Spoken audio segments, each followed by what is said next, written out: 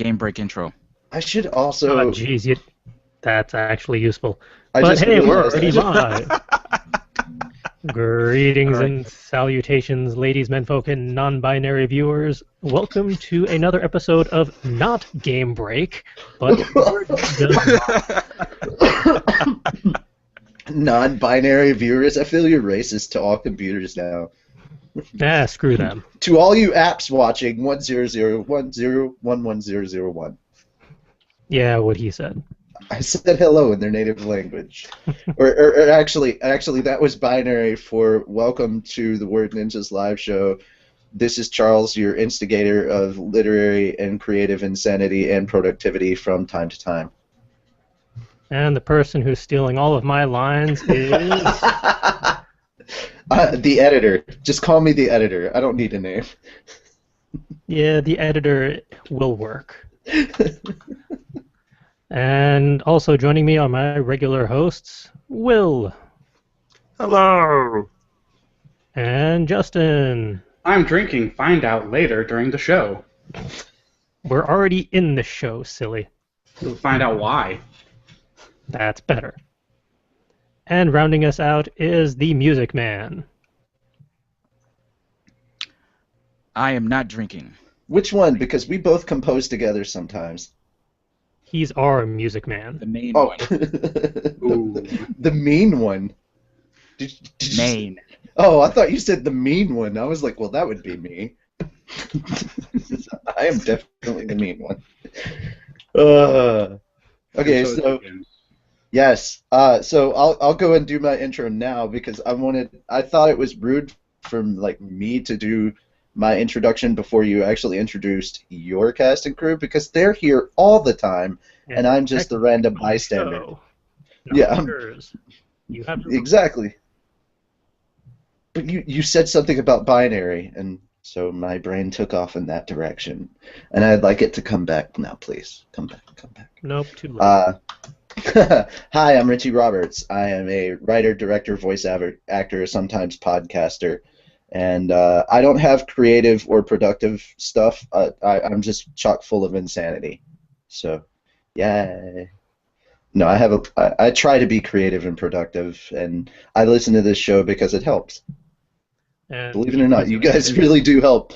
And I'm actually stuck at the beginning of my next chapter, so that was part of the reason I wanted to come on the show, because sometimes you guys have some really good ideas that encourage me to write. So that is why I are a fan. So that's why you're here. Procrastination. But no, not procrastination. It's just plain out writer's block. Like I know what needs to be done, like the basic outline for the chapter, but I don't know how to do it in a way that would actually engage the reader. I have to add tension to something that would otherwise be boring, and I can't go into any more detail.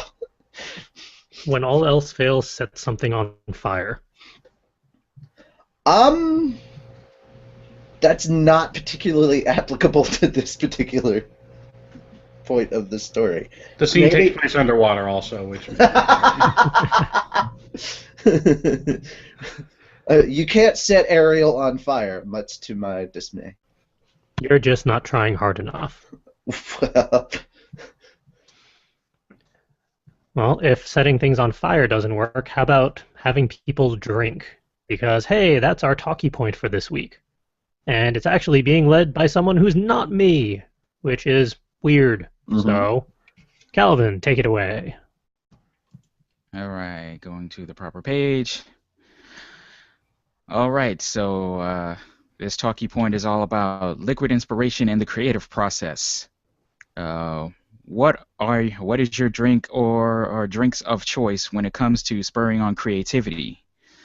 Your choice does not have to be alcohol-based.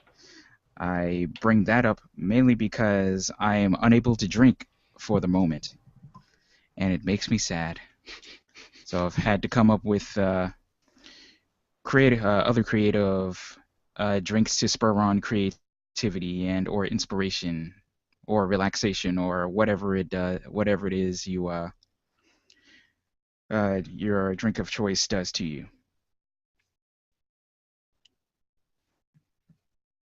Let's see, Who wants to start this one off? Or should I start off? You're the topic leader. You can either pick someone, or you can lead off, or someone can jump in. I'm It drinking really- scotch. I was fixing to say it very One much looks at a like Justin is time. volunteering for tribute. What was that bottle you were just holding up, Justin? Well, this one happens to be a Talisker 10, one of my favorite mid-range scotches. They'd probably be sad if I called them mid-range, and that's fine. They don't sponsor us. And I have many other scotches, bourbons, whiskeys, rye. I've been getting really into rye lately. I've got my Whistle Pig. I've got bourbon at work as well, which I rarely get a chance to use, but it is there. Just knowing that it's there helps. And besides that, I've been taking the last 2 weeks trying to detox off caffeine, which was not a great idea because I went on vacation and then ended up getting jet lagged and had to work all the time. So for alternatives to caffeine and alcohol, which are the two writers' best friends, one in each hand, I would say some of the drinks that I like that are not coffee and alcohol would be water with lime. You rarely see lime being added to water. It's always about lemons, but lemons are for suckers, pardon the pun. And limes are way better, and I'll even cut a lime in half and just start slowly and somewhat erotically licking the lime just to get the delicious lime flavor. But you have to put the lime in the coconut. If I had a coconut, I would do that. Let's see, what else? Honestly, that's basically all the three things I drink. That most of the fancy stuff that I drink is usually caffeinated. I do drink a lot of tea. I'll drink tea from Taiwan that my mother-in-law gets me shipped over here about once every other month or so. Yeah, that's about it. And now that Richie's here, every time I say I become really self-conscious because he's our editor. And he was talking off air about him cutting out all of my ums. It's not as taxing as it sounds. Don't worry about it so much. Just means you're thinking. The whole thing is, I'm sorry to the audio listeners for deceiving you, but basically every time I cut out when you say and you go right into your next thought, you sound so prepared and ready. Like, you sound super professional, and that is what I've been doing. And it's just reflex from 5 years of editing audio podcasts, because the word I hate the most is because everybody says it. And thankfully, this is one of the few podcasts that I edit where only one person has a lot of ums. It's usually the entire cast, and if everybody's saying a 1 hour podcast can turn into 4 hours of editing. Little do we know that Richie takes all of those modulates them, and then interspaces them in between every single one of the words that I say. Okay, I think you're confusing me for someone who is not lazy. So, no, that as funny as that sounds, and as cool of an idea as it seems in my head, I know it's never going to happen because that's too much effort. It's far too much. Returning back to Justin. Yay.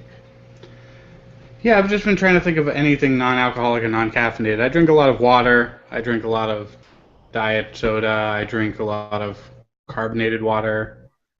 But it's mostly beer, scotch, and coffee and tea. Now I have to sort of reevaluate my whole life now that I've come to that realization. Of those drinks in particular, which one in particular helps with the creative process, or do any of them help with the creative process? Okay, that's actually really Or good. are most of those just for fun?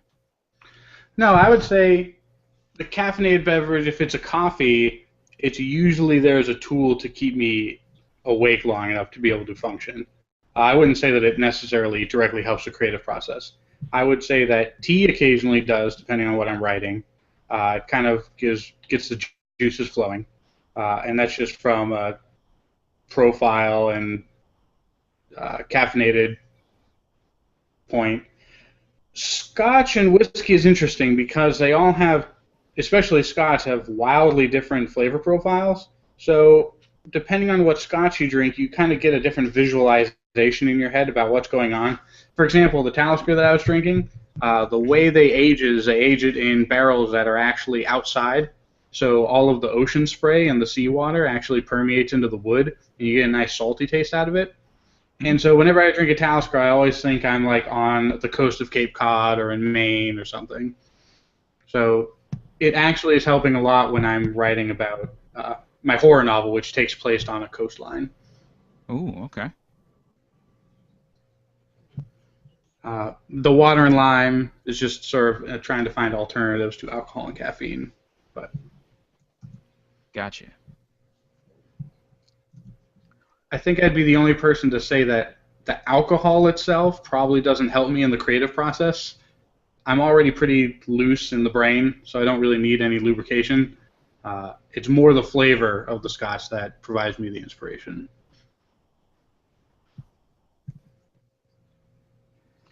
I see, I see.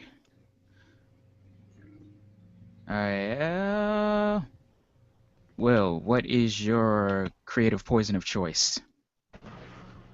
Coffee. Coffee, particularly consumed at the start of the creative session, as I find that it helps kind of wake the brain up.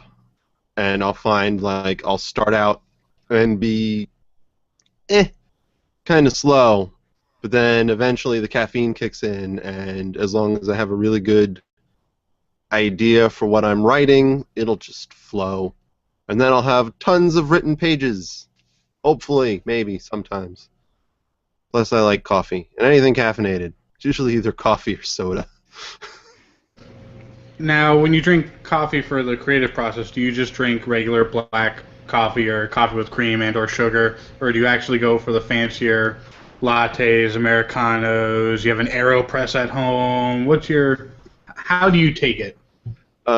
Usually I'll just use my coffee machine, and it's a little bit of sugar and milk with whatever coffee we have in the little cute little K-cups.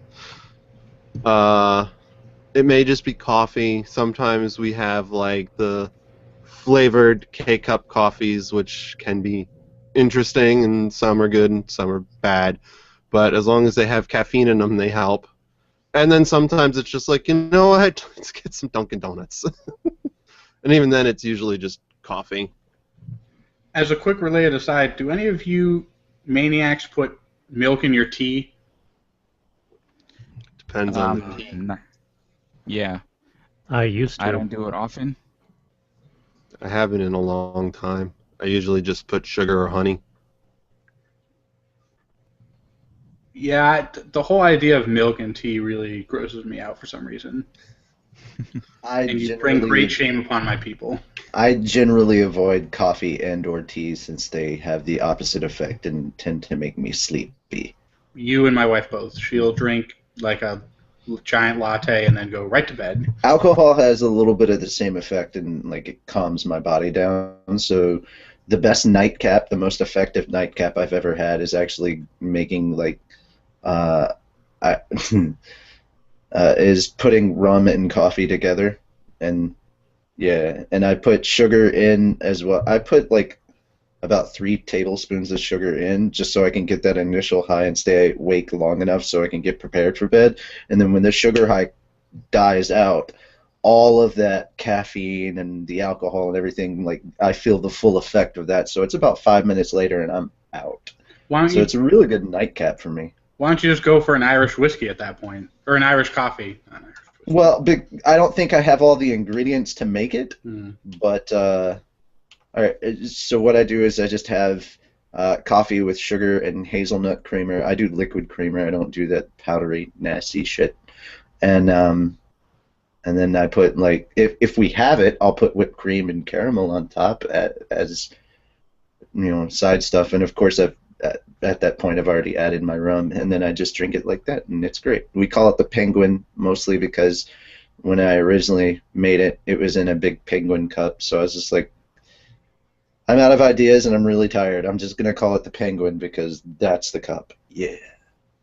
So, true story, and you know it's true because it's not very entertaining.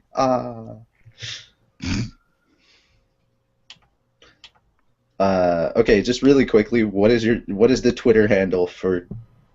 It's FC Word Ninja or FC Writers at FC Writers C Word Ninja. at FC Word Ninja. Yep.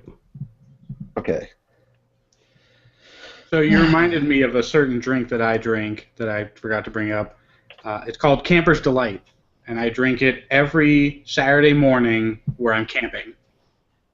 And it is 1 part Kahlua, 1 part Bailey's, 1 part milk, and then I take some Hershey chocolate, add some of that, and then I add a marshmallow and put it inside as well. Mix it up, drink it. I don't stir so that you're drinking and you've got all the alcohol and milk, and then you got this big chunk of Hershey chocolate at the bottom. I had experimented one time using like Hershey chocolate bars, but it ended up not really melting, and it was a really pain to do camping, so I just use Hershey syrup now. And then when you're done with all of that, you've got this marshmallow that has absorbed a whole bunch of alcohol, and then you just pop that into your mouth and eat that all at once. That Don't. sounds amazing.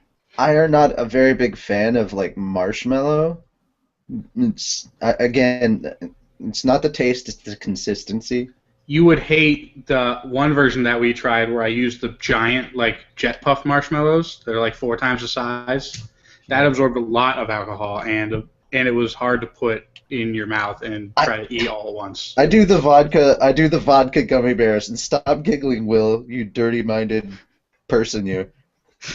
As soon as you said pull it all in your mouth, Will was just like giggling in the corner. So it's a different thing to like have to listen to the audio only and actually be seeing your reactions, because now I would never have known that Will was giggling in a corner unless I was watching live. Or unless you knew. If thing can be taken in a second way, I will be laughing about it. Oh, I will believe take me. it that way. Believe me, I was over here giggling and thanking God I was on mute as well. But I like the vodka gummy bear thing, where you will get like a bowl and some gummy bears. You fill the bowl about halfway with gummy bears, and like maybe like no, it's the other way around. You put it enough vodka in so that it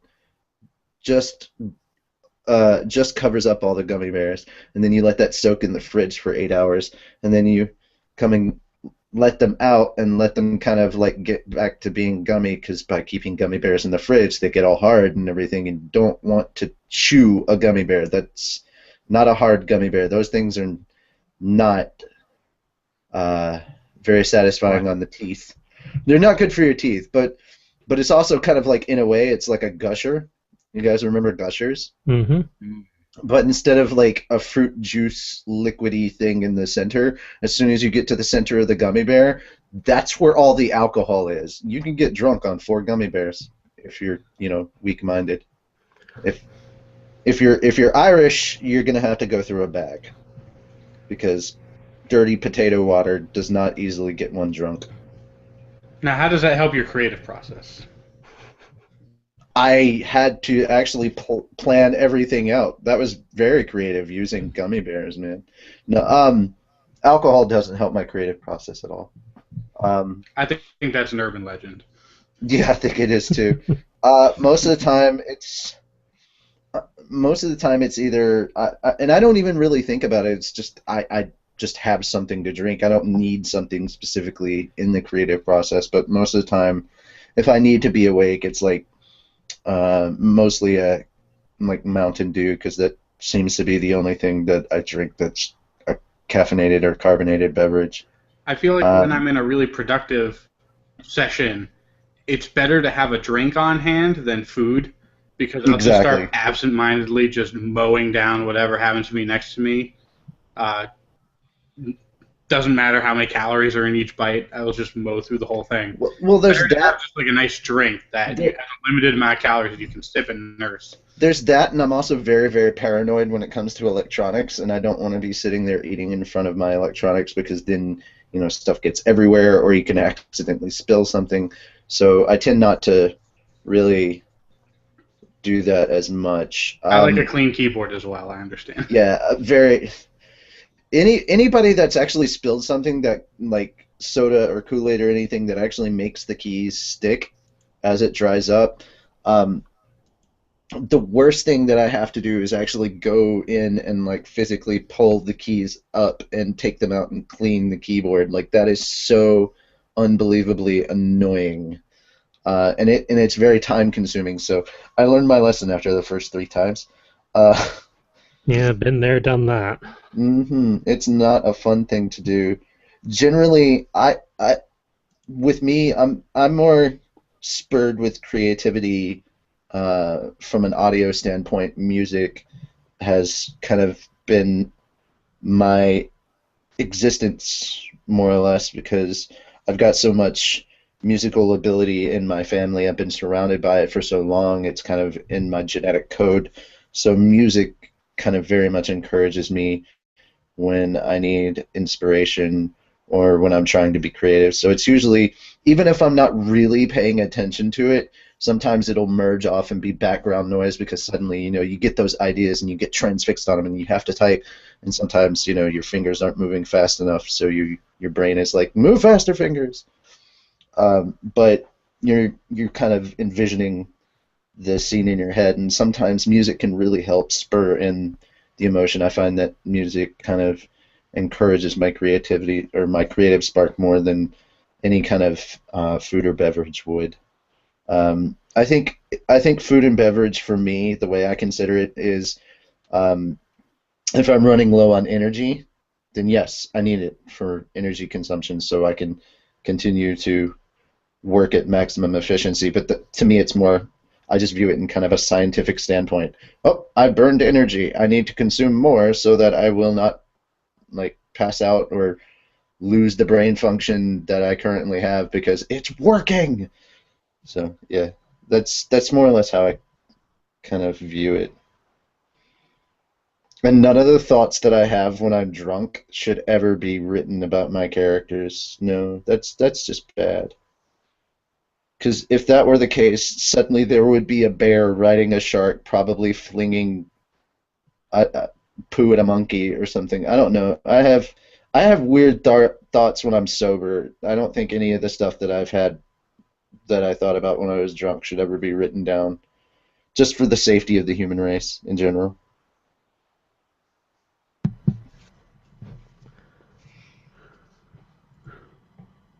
I feel like most of us are pretty subdued whenever we drink. That's when we're safe. Yeah. Like drinking calms us down, oddly enough. It depends on the amount. It really depends on the amount for me. If I'm buzzed, then I'm happy and hyper and bouncing around and stuff. Like I'm more outgoing when I'm buzzed. But the closer and the closer I get to being drunk, the hermit definitely comes back out, and I don't want to talk to anybody. I don't want to have other people. Most of the people that are generally around the areas where one would go drinking, um, their personalities bother me a lot more. I'm not as good at ignoring things like that. So I go full on Irish. I become an angry drunk and less tolerant of annoying people around me when I have consumed a larger amount of alcohol. I think if I wasn't friends with so many club owners, I'd have probably been thrown out several times just for responding physically to people who did not get the hint when I told them to leave me alone and go away and not bother me or my friends. And it's very hard to be creative when you get tossed out of a club. It's just very hard to be creative when your first instinct is put this guy's head through a wall. And you don't have that little spark of conscience. Jiminy Cricket ran away, or he's too busy trying to siphon away all the alcohol that's currently in your head to actually do his job and be your conscience. That is the nicest way I can put it. Why is it when I get on your show, I'm trying to like pick and choose my words carefully? Oh my god. On my podcast, I'd be like, "Yep, drinking makes Natsu put people through objects, face first usually." But on here, I'm like trying to sound all nice. Oh, proper and whatnot. Yeah. Yeah, I'm like, The proper I'm trying to, whatnot show. I'm trying, Grammatically- I'm trying to sound nice about putting somebody's head through a glass table. Yeah, sure. Yeah. Well, more and this is why I don't grammatically drink. aware. Yeah. This is why I don't drink much, ladies and gentlemen. It's because the Irish comes out, and I am a fighter. I discovered my fight or flight instinct a long time ago, and alcohol just turns it up to 11. So I generally try not to drink much. And that is the end of my ranting. Let's move on to someone else. Yay! I lost track of how many people answered and how many didn't, because I was You did not, asking. and I think we interrupted Will somewhat. Oh yes, my bad, Will. Pretty much done. I drink coffee. Next person. All right, CJ, your turn. I don't have anything specific for creativity anymore. I just drink a lot. I'm always thirsty, just perpetually. So I always have a Nalgene bottle of tea, usually, or coffee. Never-ending supplies of coffee. But it's usually either Earl Grey or chai for tea, depending on... Usually it's Earl Grey in the morning, chai in the afternoon. I don't know why. And I'm only going to count all of this for creativity just because I regularly during the day have to be creative because I'm usually writing or editing or doing something ridiculous where I have to have a brain. But if I'm actually writing for myself, there's no rhyme or reason to what I have. At the moment, it's this spectacularly cheap, like 100 thing in a box because it's cost-effective tea. Nice. Can't go wrong with Stop and Shop, man. I mean, I drink probably 8 to 10 of these cups worth per day of just tea. Wow. Yeah, my teeth are going to be horrible by the time I'm 40 because of this, all the tea and coffee. I'm not looking forward to that. With or without sugar? No sugar. And no milk, Okay. because even the little bit of milk kind of throws me off now. And I do not like that. Ah, My lactose intolerance is getting more finicky. ooh. Yep. My lactose intolerance likes to come and go, so I just don't bother with any milk products because it doesn't end well for anybody. Mm. Mm. And we all know how I take my coffee preferences, so that's pretty straightforward.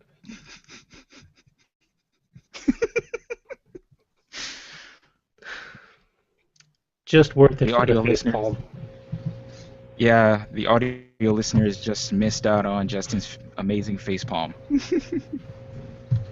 It's more of the fingertips into the orbital socket. The Picard, basically.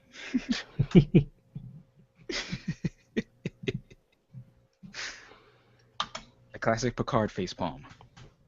Yes. But Alright, yeah, well, I don't really do alcohol much anymore. I've cut back drastically. I mean, I still have preferences, but they don't really help with creativity. They hinder everything at this point. I've lost a good 80% of the built-up tolerances I've had, which is probably for the best, all things considered. Fair enough. All right, everyone has spoken, so I guess I should speak on this topic. alcohol was never really a creative factor for me because I always thought, I always felt like it would hinder the creative process for me, and I always like to have a clear head when ideas are forming because when I have a clear head, ideas tend to stick around longer. And anybody who watches or listens to this podcast already knows, like, my idea retention lasts, like, if I'm lucky, 33 seconds. Still longer than mine. Are you sure this is the right podcast? Or is this not the Guppy Writers podcast in that case? That's like memory retention is the same. Yeah, we're a lot of us here are not known for our great short-term memories. Or what now? I'm ADHD. You're preaching to the choir. Just listen to the NSFWN early episodes. I lose thought mid-thought. Mid-word. I can laugh. I've heard those. And I can't get them back. Stupid bicyclists. It's really weird to be yelling at you through audio when I'm editing it. CJ, you were just talking about this 5 seconds ago. How could you forget? That was 5 seconds ago. Will knows my pain. Yay.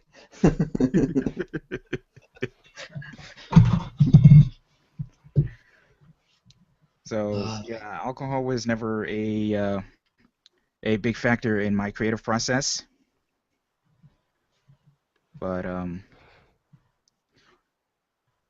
alcohol in general has not been a factor in my life for a good 3 months tomorrow.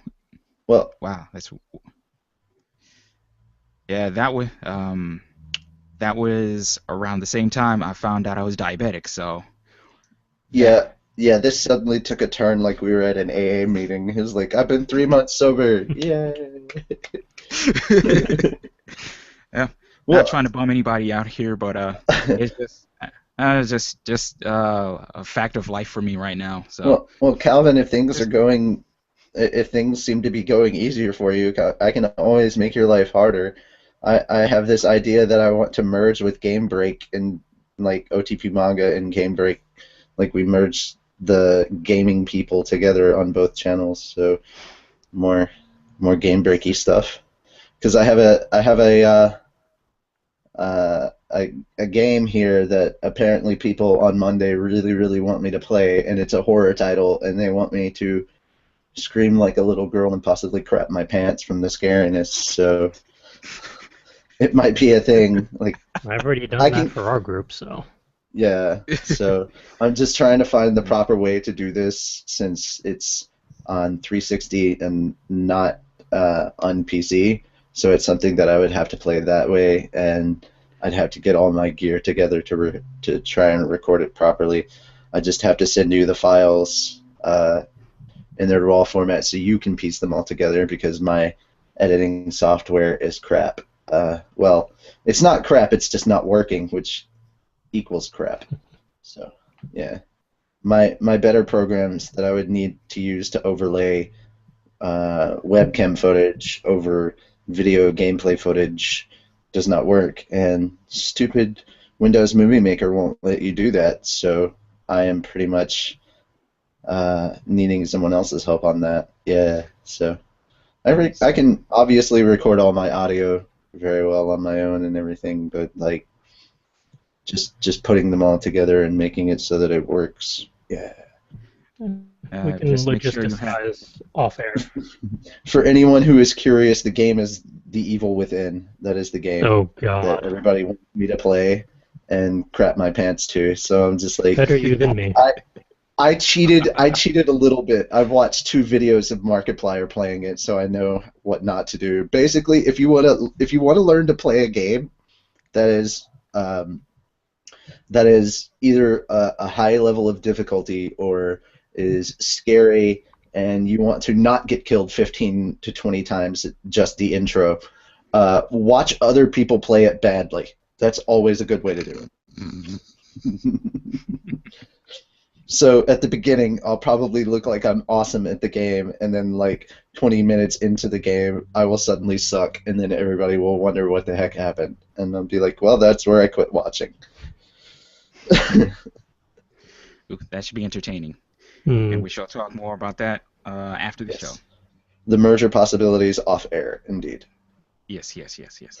No spoilers on air. No, this isn't a spoiler. This was just a random idea that I was like, hey. All right, back Encourages to people. back to my rant. Yes, have fun. Let's Back see. to your Alcoholics Anonymous. It's it's weird. After a while, I stopped counting the days, but the 23rd like kind of sticks out in my head.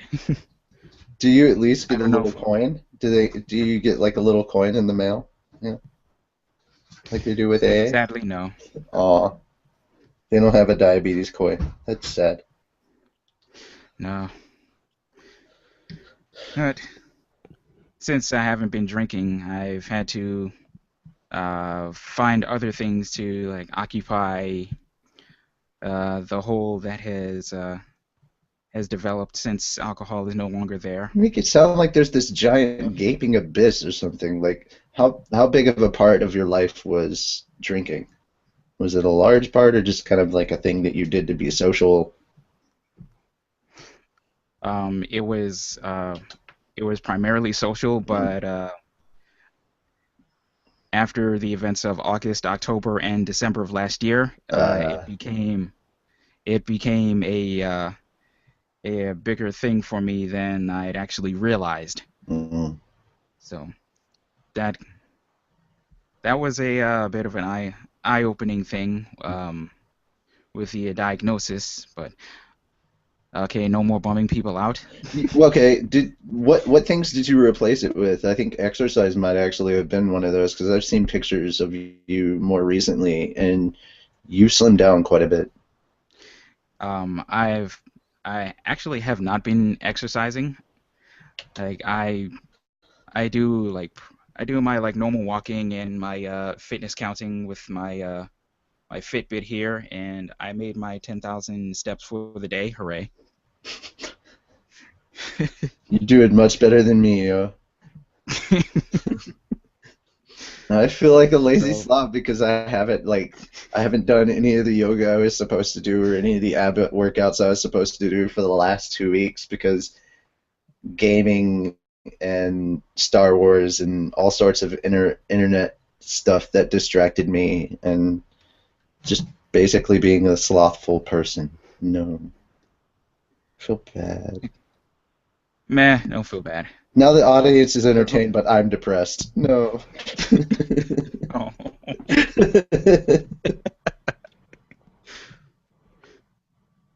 Let's see what besides the change in diet, which has helped significantly because I've been eating significantly less crap and like a lot less of the comfort food that ended up putting the weight on me, a lot of the weight on me that I had lost from a few years ago. Mm.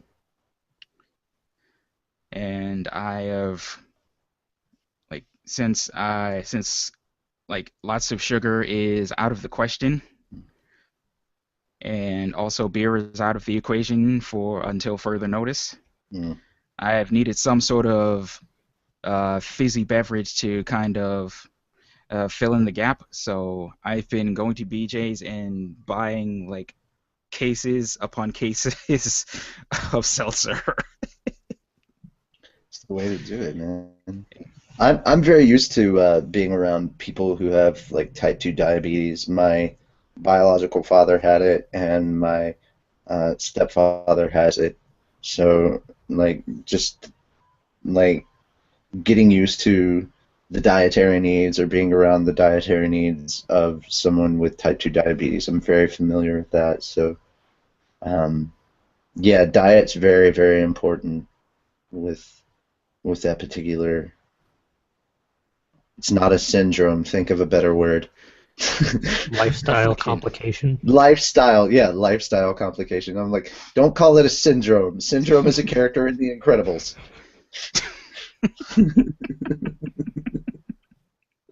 That's where my mind immediately goes. Right to Pixar. Yes. It's so good to nerd. But no, it's and honestly, it's been very beneficial to not just the people that have diabetes, but if you live with somebody that has type 2 diabetes, it's actually very beneficial to them as well because having to live on a diet that isn't high in sugar or high in comfort foods in that way, you'll realize that you start losing weight, and whether you exercise regularly or not, you'll see a difference definitely. And the reason I'm bringing this up is because like I've changed my diet as well, and been eating more salads, and I think that's the reason why, even though I've gone 2 weeks without really working out or exercising, and I've still been kind of a slothful bastard, I haven't really lost any of the the work that I put into my body. It still looks like I'm in shape and I've been in shape, and I'm like, it's nothing more than just the fact that we're eating healthier. So the other problem I have It's with all that good. is that it's more expensive to eat healthy. Why is it more expensive to eat healthy? Just to That piss is us that off. is that's the other issue. Good Lord. Mm. I have to I shop at Trader Joe's because Trader Joe's is like one of the few places I can get like all the like decent food that I need to eat. And interestingly enough, like a lot of Trader Joe's produce Hmm. is like pretty cost efficient. Like, And how's it been for you'll you with like fast food restaurants and stuff? Because I know for me, like, I'm not a big McDonald's fan, so like giving up McDonald's wasn't a thing, but like passing by a Taco Bell and going, God, I want that, but I can't have it. That kind of annoys me a little bit. Yeah, fast food really hasn't been an issue, though I will admit there is a Taco Bell and an IHOP right next to each other near my job, and I miss going to them from time to time. I will admit that, but like all things considered, it hasn't been too bad because I really wasn't a big fast food junkie. But I Like I do just, miss the pancakes. yeah, I do miss pancakes. I have not had pancakes since the diagnosis, although I actually found some whole wheat flour, Hmm. and I'm going to be trying some whole wheat pancakes Nice. sometime soon. Like as long as it's whole wheat and whole grain, like my body will be able to take it without any significant glucose spikes. Hmm. So I am looking forward to that because pancakes. Will, we're not trying to put you to sleep, man. Uh, we got derailed with food, My bad. and we were talking about drink. we went we went from liquid to solid that quickly. Yeah, Damn you, solid Such is the foods and word your in this tastiness. podcast. I'm going to push towards wrapping up this talkie point so we don't run too long and then migrate to the news highlights. Okay. Okay. Wrapping up my drinks of choice. Uh, Seltzer. I've been actually drinking quite a bit of cinnamon blend tea because one, cinnamon, it is amazing. It tastes really good. And two, an interesting added effect, it keeps my blood sugar under control. Like even if I like pig out, which I really haven't really done, like it'll get my blood sugar levels really under control, like along with my medication, which I have to be careful about. because like, hypoglycemia is frightening, even though I haven't experienced it. Don't. You guys have seen me go through hyperglycemia, and that was frightening enough. So let's see. Got my teas. I've actually been dabbling in kombucha lately, which I will go over a little bit later in the show. And though I don't really drink, I'm not a coffee drinker. I was at Trader Joe's the other day, and they had samples of this New Mexico Pinon coffee, and sweet Jesus, was that amazing! Like I don't know. I had that small small sample cup, and it was just like a breath of fresh air. I don't know. It was just something about that coffee that was just fantastic, and I want to get a pound of that coffee, and I don't know if I should, but I kind of want to. Do not drink a pound of coffee all at once. That is not healthy or advised. As I do enjoy my health, and I have to be careful with the caffeine jolts because there was a point where I had to stay away from caffeine because heart palpitations. But then again, I weighed about 50 pounds more than I do now, so that probably didn't help. Good Lord, I was heavy in college.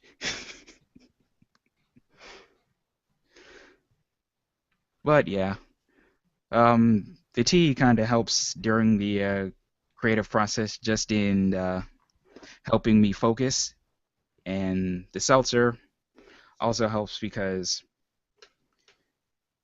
there's points where I just get tired of drinking water, even though I drink it so often. Like I drink it so often, so this kind of breaks up the monotony a little bit. Have you And this considered is not a have you considered getting a carbonating machine so you can start carbonating whatever the hell you want? Just not cost efficient compared to going to BJ's and buying caseloads of these. I can't argue with that logic. I've already weighed the financial possibilities, and by the time like the amount of money I would spend on the carbonating machine and the CO2 tanks, I could buy easily like like almost 70 cases, 70 12-pack cases of the seltzer. So, Economy of scale, it's a wonderful and sometimes evil thing. isn't it though? I mean, it's not environmentally friendly, but damn it, I don't make that much money. So, Don't worry, if it makes you feel better, industrial and commercial waste is like 98%. I'm making that statistic up, but it's significantly more than consumer waste. so I don't feel as bad. Plus, I recycle all these. So, I'm doing my part. Carbon footprints and all that other crap. All right, so I do believe we have beaten this topic to death and derailed it and did all the other things that we could possibly do with it. It's because I came in with a shotgun. No, actually, I was about to comment that it mostly wasn't your fault this time. Dang it! We all contributed equally. No, it's entirely on Justin.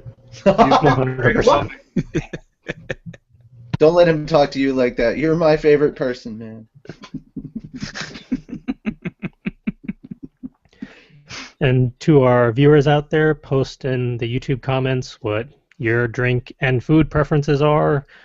Once this eventually gets up on iTunes, post on iTunes or whatever other podcast aggregator service you happen to prefer or utilize and whatnot. Okay, just to get this out of the way, I apologize. I am officially, as of the end of this episode, 2.5 chapters behind, but I will catch up. As Charles can attest, once I get in that mode, once I get into the editor mode, I can get them done pretty quickly. Yeah. I So was I actually more commenting on we haven't been posting for financial reasons because certain services are expensive to post that much that often per month. You don't have to get into those details. You can just blame me. I'm okay with it. Yeah, it's all Natsu's fault. When in doubt, blame Natsu for everything. Look, there are bad guys who need a fiery fist in the face, and so I got distracted. I'm sorry. What Richie didn't tell you is that he also has majority stake ownership in the company that we use to upload our audio. That explains it. I have no idea what you're talking about. You don't even know what majority stake even means. Yes, I do. Oh, come on now. Just because I'm from the South doesn't mean I'm an idiot. Big steak. Quick, let's lose half of our viewers all in one go. Well, now that half of our viewership is gone, time to go to the news highlights. Nice. Featuring... They were going to leave at this point anyways, to be fair. I think that was an Ed I saw walking through the background. I'm not even quite sure what sort of commentary that is from Justin, considering you say that and we move on to soap. I forgot I was on mute. I wasn't on mute. I'm sorry. Not quite sure what sort of social commentary you're trying to provide here, Justin, but it does not necessarily reflect that of Full Coverage Writers or the Word Ninjas podcast. But it's Whiskey River soap, so technically this is perfect blend from what we were just talking about. This does work out a little bit. Yeah, it's a good segue. Since this was one of my submissions, I would like to take this one. Do you want to screen share it as well, or? Since you have your screen share up, you can keep yours up. Yeah, I think he's got it covered. Roll with it. CJ's got it covered. Yep. I love the label. I'll let you keep going, but my God. So there is a company called the Whiskey River Soap Company that makes soaps and candles and products of various themes. And one of the themes one of the soaps that caught my attention was the soap for writer's block. I kind of figured that this one in particular would be especially relevant for this podcast and the demographic that we are trying to cater to. So I'll just quickly read the description here. Lube the mind or the body. Wait, what? Lather the body, not lube. Freudian slip. So the wordsmith's well has run dry. Try this specially crafted writer's block soap. If this soap doesn't help you churn out regurgitated ideas and probably a vampire, I'll eat my hat. It's a fedora, by the way. Cool vampires wear fedoras now. Put that in your crack pipe and smoke it. Or in your book. Either way, you're going to need this soap ASAP. Your ideas are terrible.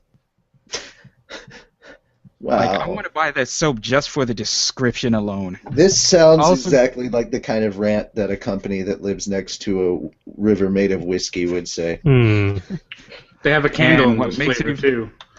What makes it even... Oh, God, there's more. Yes. What makes this soap even better is the fact that it is cheap whiskey scented. Yes! Soap for evil dictators, soap for black sheep. You know what? I think the best-selling soap would be soap that you could gift to a friend, and it's soap for the Mary Sue. If you could just if you could just erase all the Mary Sues from your mind, that would be their bestseller, I think. Soap for hipsters? Oh my God. Soap for frenemies.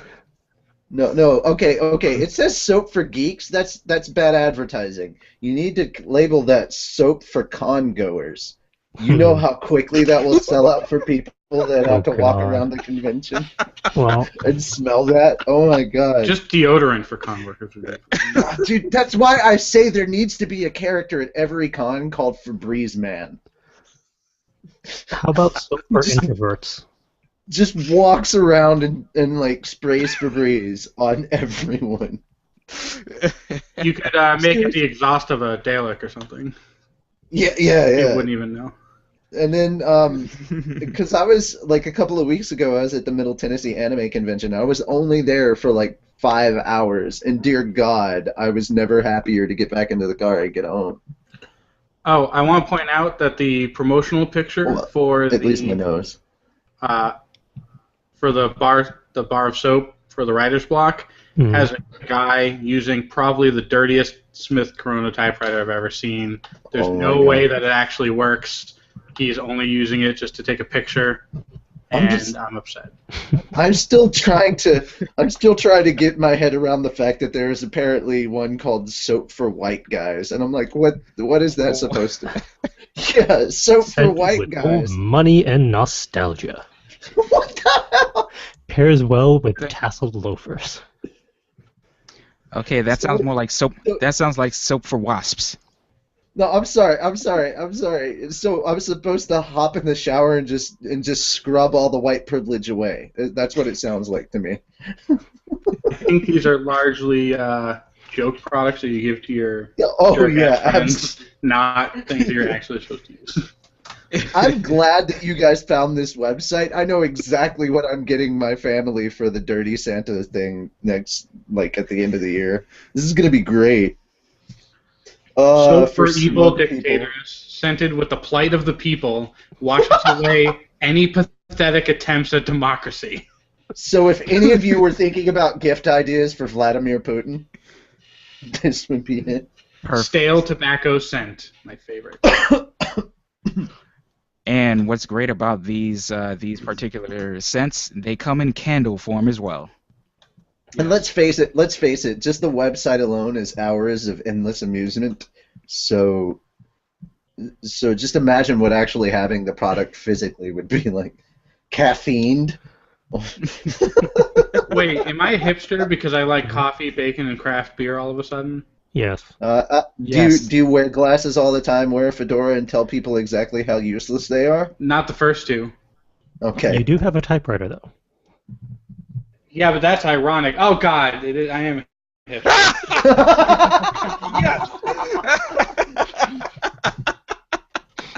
Damn it. I was gonna ask him if he ever if at any point in time he was associated with a brony, but okay, that also the typewriter thing kind of sealed it. Yeah. I did go to an Asian market in Flushing just last week and saw a bunch of My Little Pony keychains. I went, for a brief second. So I'm no better. All right, CJ, Yes. do us all a favor and Move on. animate that one. Oh God. See, it Already doesn't make moving me a hipster if I say back in my day, and I actually was around for the my day portions, as opposed to like, things were easier. No, it's like back in my day, as opposed to like how hipsters say it, because it doesn't start off the same way. I've already turned into a crotchety old man, and I'm still in my early 30s. It's I great. actually wear less flannel now than I did growing up. So that's points in my favor, I think. I find it hilarious that now that I can grow a beard, I wear less flannel, and yet I wore so much flannel when I was a child, and I was like, dude, I should totally dress up as a lumberjack when I'm an adult. Sadly, dream never realized. To be fair, I did grow up in the woods in New Hampshire and was largely lumberjack-esque, so that wasn't hipster. That was just me being literally a lumberjack. Soap for gray areas. Okay. Scented with ambiguity. What's the name of the actor that plays Christian Grey? Give that to him. Or just give it to the writer of 50 Shades of Grey, for God's sakes. Give that. Help us wash it all from your mind and ours. Please do us a favor and stop making fake BDSM, because you're just not doing anything worthwhile with it except offending people who actually are into the scene. I've heard more hatred coming from the BDSM community, and I'm just like, I don't know nothing about this. All right, so for our viewers and listeners, the website is whiskeyriversoap.com. Go check it out, and a tip of the hat to the science fiction and fantasy writers of America. I found this on their Facebook page, so cheers to them. And they are also linked in our show notes if you want Oh to my check them God, out. soap for frenemies. Yes. Yep. Sent with backhanded compliments.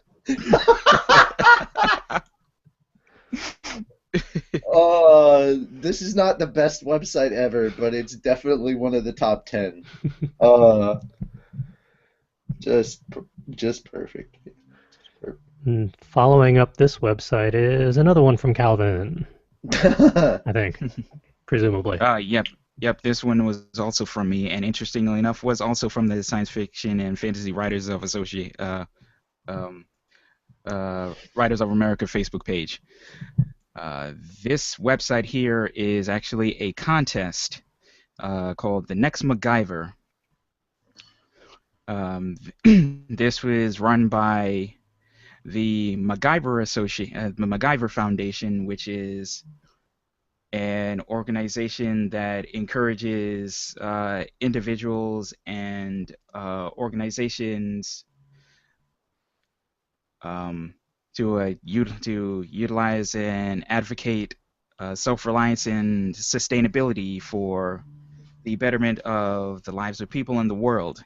And this particular contest is for script writers and screenwriters with the set goal of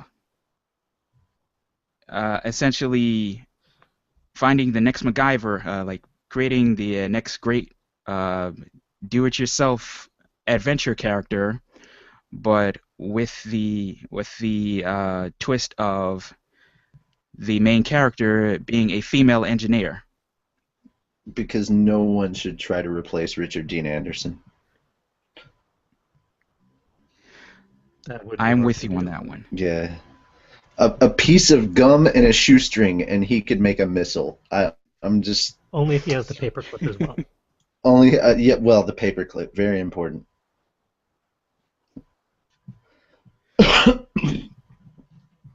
So, with this contest, 5 winners will be paired with an accomplished television producer to as a mentor to help develop a script for a TV pilot.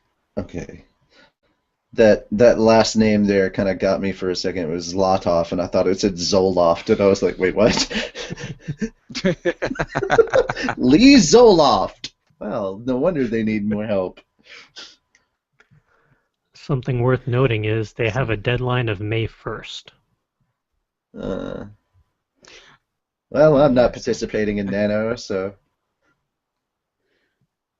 That is the one catch. The contest is almost up, but I thought this was something definitely interesting to throw out there.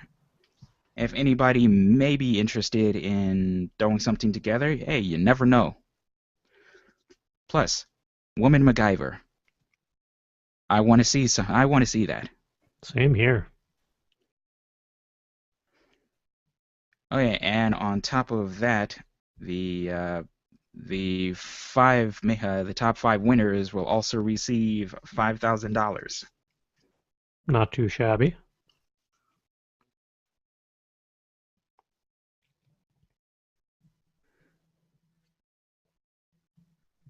So, the next MacGyver. Somebody make it happen. And make it awesome, please.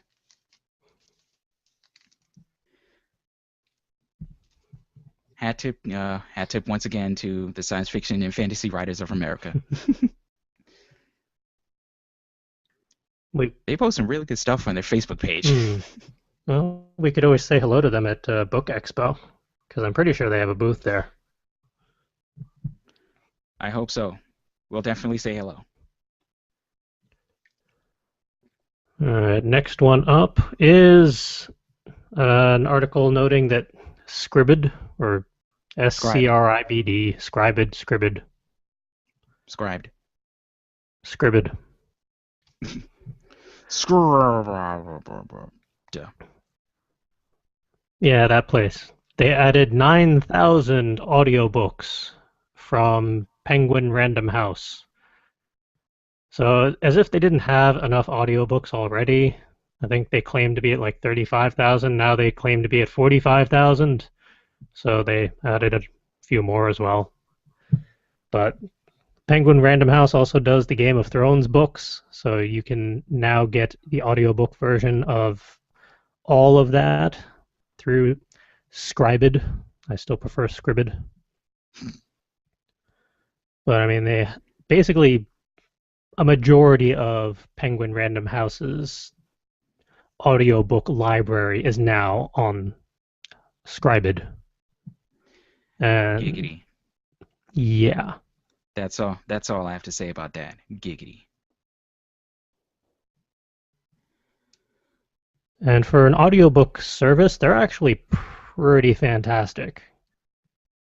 They have a Wow. ridiculous selection at this point, and their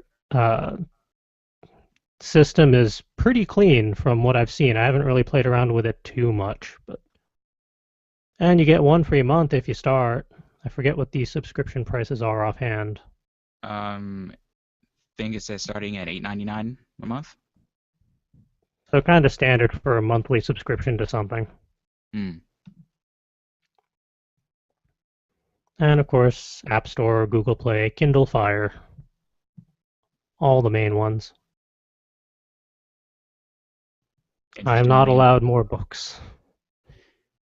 Interestingly enough, my tablet should be coming in by Friday the latest. So I'm Ooh. excited about that. Which one did you end up with? The 2013 Nexus 7, Nice. the 32 gig one. I think mine is the model before that one for the Nexus 7. Nexus 7 is awesome. Mm. And I can't wait to have it. And then root it, and then do all the things. And then finally sit down and read all the audiobooks, ebooks that I have. And we have like 50 to 100 from all the Humble bundles. Oh, yeah. Yeah. And even though I don't have the Hangout screen up, I'm sure Justin is shaking his head or making silly faces at me for talking about more books. So let's move on and talk about more books. At least you didn't buy them this time. That I'm going to admit to on the podcast where he can hear me. It all went to a good cause. Seriously, read your damn pile already. Or I'm your, working 5 on it. piles. 1, 2, 3 piles. You know what? I'm Four on board shelves. with Justin on this particular argument. You have to finish at least one column before you're allowed to purchase more books. Ebooks, physical, what have you? You need to finish at least one column. I will play You're that not even allowed to semantics get them game. for free off the back of a truck. I have this fear that one of these days something is going to happen. Like there will be like a heater will turn on and it will cause a shudder of light vibration that will cause like this giant mountain of books to fall in a very cartoonistic way on top of CJ, and he will be trapped there until he finishes reading them.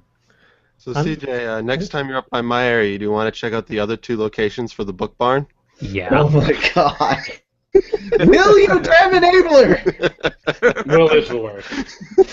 Well, I mean, the piles aren't taller than me yet. Oh, is that what you're doing? You're trying to actually build like a human being out of books? That would make a lot of sense. Yeah, that would suddenly explain everything. I've got at least half a torso then at this point. Which half? That's important. I don't know if I'm allowed to say that on a live stream. Message received. And I'll go with Richie's semantics version of I'm not going to purchase any more books before I finish some of these because Borrowing doesn't Expo count either. Said the guy who just went to a book barn last weekend. was that last weekend? Or 2 weekends ago. whatever. Yeah. And That those was 2 books were only weekends ago. $1 each. Mhm. I happen to know that was 2 weekends ago because I'm editing that episode. I'm halfway through it. So I can confirm this, sir. Because, I mean, Book Expo and BookCon are coming up, but I'm not paying for those. Which is the best part. Yes. Hmm. So moving on to this article about Things 17 to read that aren't books. 17 webcomics. So you can read them online.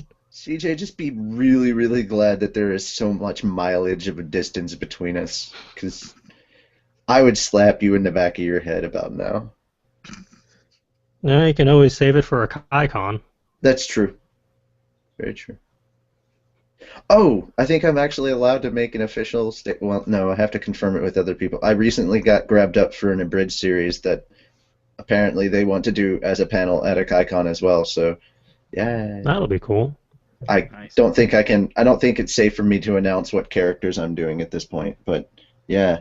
I'm on my first official bridge series as 2 characters, so more on that to come soon, later, something. Yeah. Yeah. But I get to be funny and improv and do funny, wacky stuff with my voice.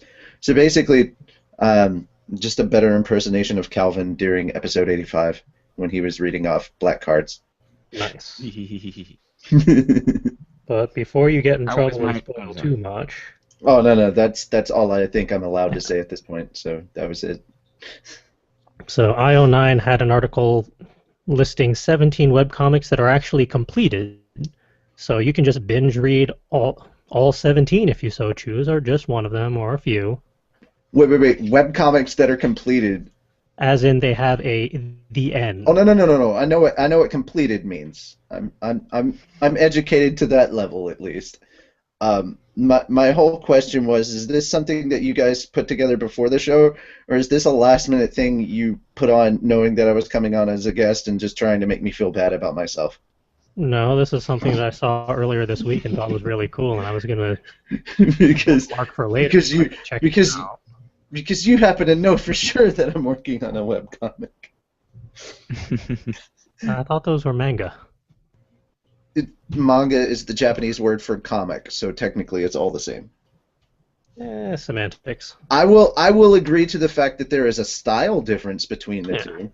There's definitely that, but yeah, I just feel like this came up and now it's CJ's picking on me. That's what it is. I can do that if you want. So, anyways, Yeah. when I read this topic, or I didn't go through the list yet, and I said, well, 8-bit theater better be on this list. And I was scrolling down, I didn't see it. I was getting more and more angry. And then, like, third from the bottom, there it is. So 8-bit theater is on there, and I'm happy again. Hooray! Now, the thing with 8-bit theater is that it's probably a little dated in its humor, because its humor is filled with a bunch of, like, really stupid people bumbling around like idiots, which at this point has probably been overdone. But remember, 8-bit theater started like years and years and years ago before that became the new trope of the day.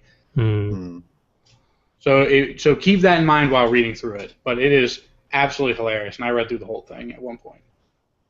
Also, that just reminded me of an amazing audiobook that I made it through. I did the audiobook version just because of who was doing all the recording for it, but I recently went through and listened to, unbelievably to me, the full 15-hour unabridged version of Will Wheaton reading Ready Player One, and that book is amazing. If you're a nerd and you like gaming or just general geekery, or you have nostalgia factor for things back in the 1980s, some 70s stuff as well, dude, check out Ready Player One. Seriously, do yourself that favor. And that is my one and only plug for the day. Yay! I forget which pile, but I know I have it. Oh, dude. Okay, just read it already. I have to read a 3-book series first. Okay, fine. Reasons. Audiobook. Yeah, I They don't have have it an on excuse Audible. against those. Yeah, because you can just lay down, and it's actually really, really engaging because you can just lay down, close your eyes, and with Will Wheaton's voice over that, you can just fully imagine everything. It's actually really, really cool. Of Yeah. course, half when they started talking about the device originally, I was like, oh, so it's nerve gear. Okay, cool. Oh, I kept listen. making comparisons to Sword Art. I couldn't help I listen to enough audio podcasts at work. I don't see why I it. can't do audiobooks instead.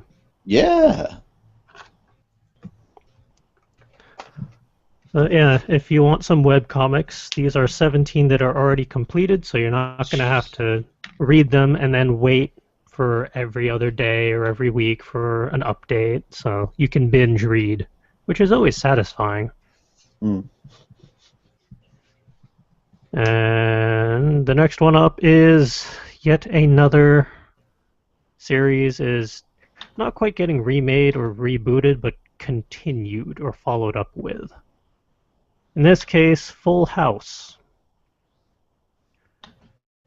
Now, this is a Netflix exclusive, I think, right? Yes. Okay. Um, I'm I'm kind of hesitant. I don't really think Full House needs to get an extension, but that's just my personal opinion. Though I will say that I have more trust in Netflix to do things since watching the new Daredevil series that they went through, and I was beyond impressed with that.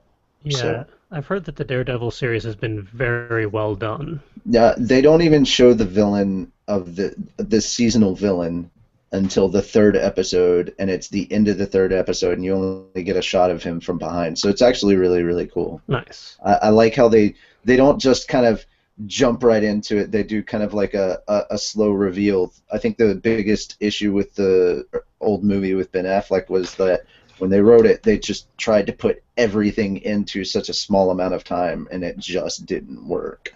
With the series, you definitely got that kind of the that slow reveal into everything, and it made it much more worthwhile. So I have a little bit more. I wouldn't say trust, but kind of.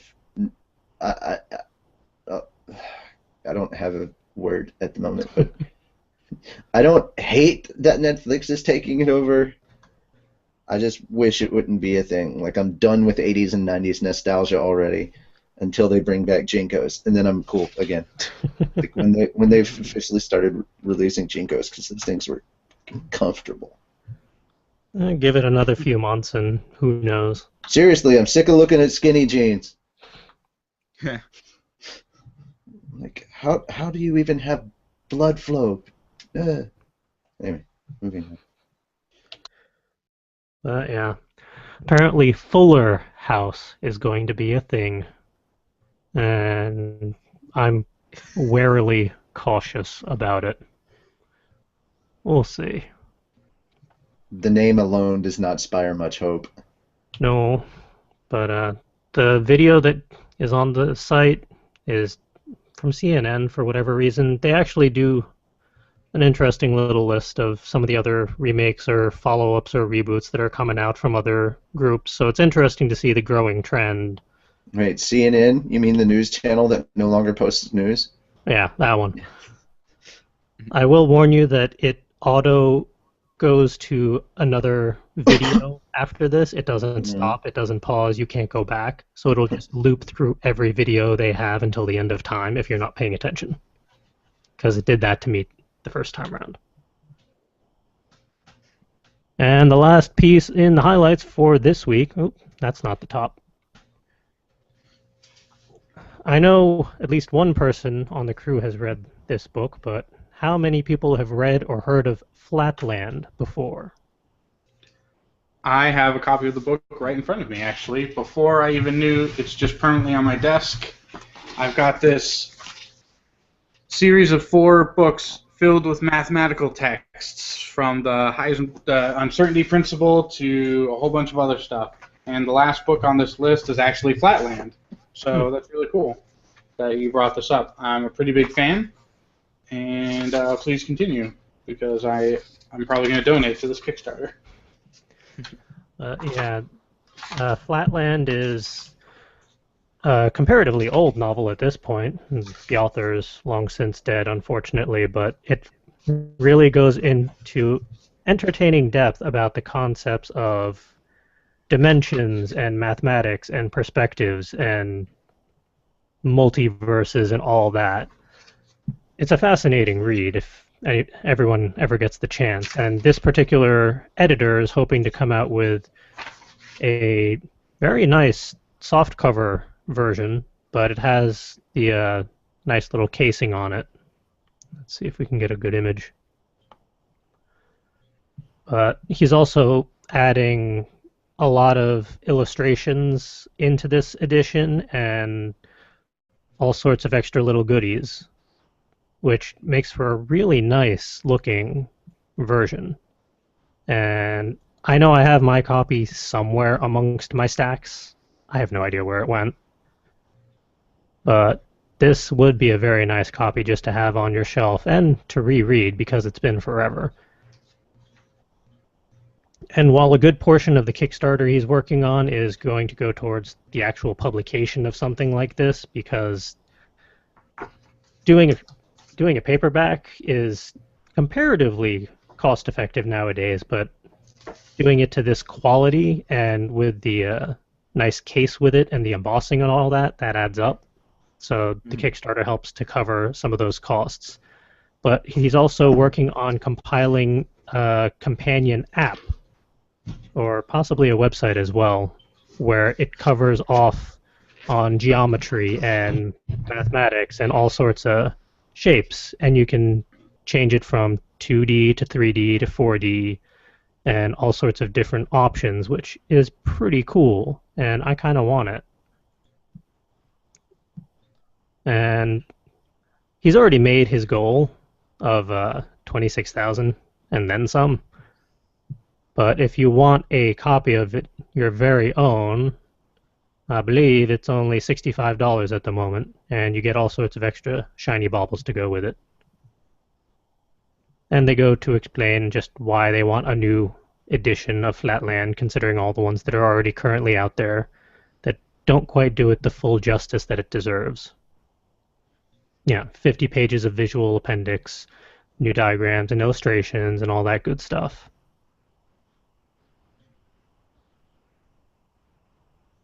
And I'm tempted to donate to the Kickstarter, but I don't know if I'm allowed to get a copy of my very own. Not until you finish a book. Yeah, I'm 60% through that one. Think of this as donating to a good cause and just happening to get a free book out of the deal through. But it's not a good circumstance. cause. It's just to get a book. Well, how about No this? good Literature is always They're good not going to cause. send you. They're not going to send you the book immediately. So between now and Ooh, the time that's a that the good point. Kickstarter ends, I will have finish finished a book. Richie, I thought you were on my side. Okay, I am, but I'm trying to find a compromise here. Just all right. Finish a damn book. That's my whole. I'm working on it. Work faster. I have Or slower but more consistent. Yes. You try working like 3 jobs and finding time to read. That's You're right. I why. would not know at all what that felt like. That's why man-made audiobooks. Although, I don't know if this is going to help or hinder me, but Justin, how much have you been reading lately, considering your workload? I'm about halfway done one of the books that I'm reading, but the book is only like 100 pages long, so No, it's not I going have to great. I have to read manga as research, which I love being able to use that excuse first and foremost. And I recently read 3 volumes of something one that I've been trying to catch up on for a while. Last night in a matter of an hour and a half. So, and I happen to know that your reading speed is faster than mine, Charles. So you have no excuse. I have many excuses, and I can probably list at least a dozen of them if I really needed to, but Yeah, but it doesn't help when like 3/4 of them fall flat. you're not supposed to mention that part. There's probably more words per image than what CJ's reading, to be fair. That's true. Although Well, right now I'm picture with 1,000 words. just trying to power through the Throne of Glass series at the moment, which is only 3 books and a companion book at the moment. And I think 2 or 3 more scheduled to come out. I need to get on that. Along with all the other books. Speaking of productivity, Yeah, with all the highlights done. Again, all the links are in the show notes for all those various sites if you want to check them out. Onwards to the productivity and inspiration station segment. Since last week, I have done nothing but editing. Editing for myself, editing for Richie, editing for work.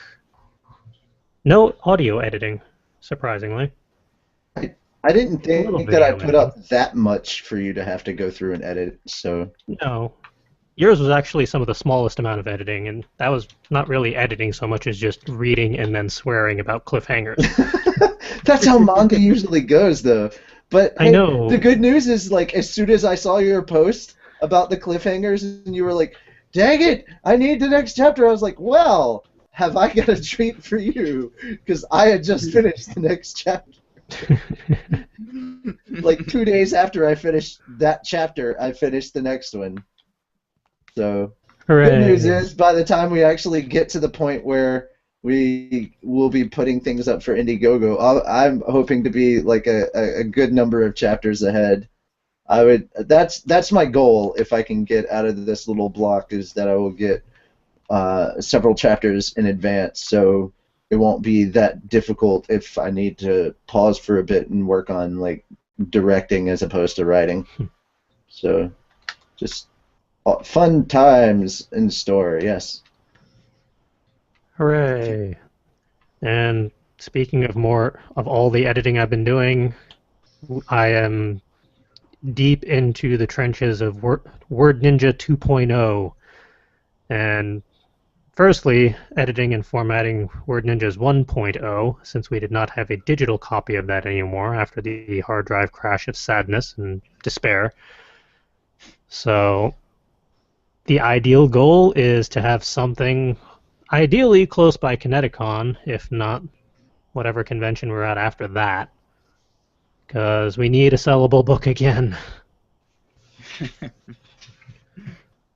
And beyond not having a digital copy of that, the main thing slowing me down this week, which is anti-productive, is I can basically taste the pollen in the air, which I do not appreciate, and it's been wiping me out at night. It makes me so glad I don't live in Connecticut anymore. That makes me wonder, what do bees taste like? Like terror and death for Terror me. and death. If I These tasted are just one, that would wonderful not as well. descriptions. I ate a bowl of dead bees when I was in Taiwan. Oh, wow. Yep. Well, what was that like? It was horrifying. It did not taste like honey. No, it did not. It tasted like carcasses. Did it taste like Cheerios? Come on. No, no. It was all like pan fried. Oh, so it was crunchy. Okay. So it was crunchy, yes, Yeah. which made it somehow worse. I've been telling people in the South that just because you fry something does not make it taste better. Now, Richie, when you had the question, what do bees taste like? Were you expecting a legitimate answer of somebody who has actually eaten bees? Oh God, no. This is the world I live in. It's a dangerous thing to ask writers any question. It makes me feel any better. I live in the same world, just in a slightly different area of it. So, as do the rest of everybody. So you now live in a world where you know that people eat bees, ladies and gentlemen. Have fun with that. You should be careful when you ask a question of any type in a group of writers, because either we've done it or we've researched it. Dude, I tell people to do that I tell people to be careful of asking me questions all the time, because either I'm going to ask you honestly or sarcastically, and both are bound to be either oddly charming yet disturbing. So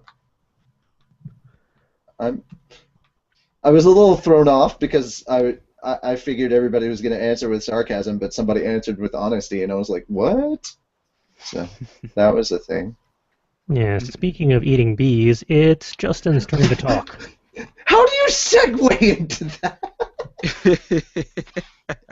That makes no sense at all. God. Someone's going out of order, but that's fine. So I'm actually going to put in a piece of inspiration into the inspiration and productivity section for once. What? I watched all of the Mortal Kombat 10 fatalities, brutalities, and X-rays in 1080p, 60 frames a second.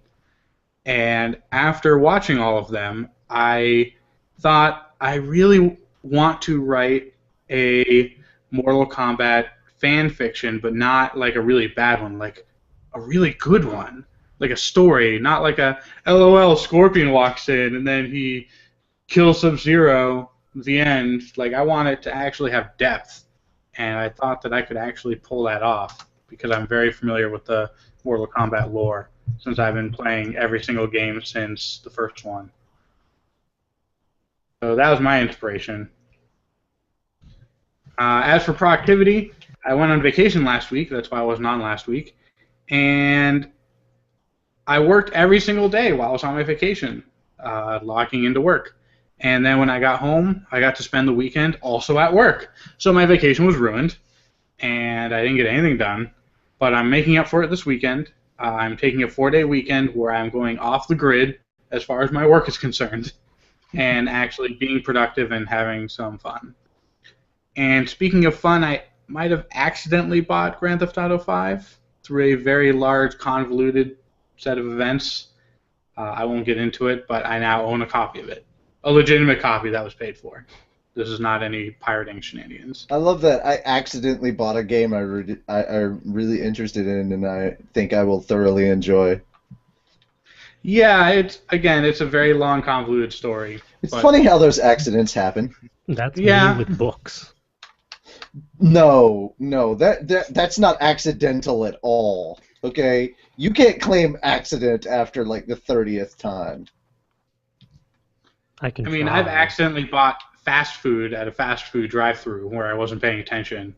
But that's because I have an eating disorder. Do you have a book disorder? Not that I'm willing to admit to on a recording. It's a condition. This podcast episode is actually an intervention, CJ.